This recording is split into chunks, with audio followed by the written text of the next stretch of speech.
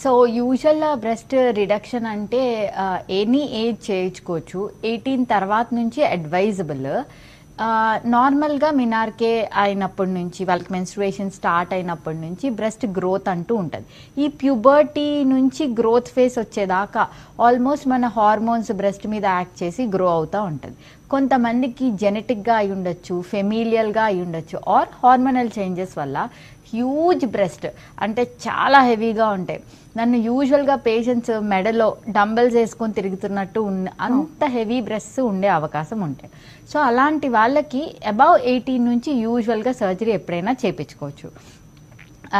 Unmarried వాళ్ళలో 2 considerations మనకి మెయిన్గా ఉంటాయి. ఒకటి లాక్టేషన్, ఇంకోటి స్కార్స్.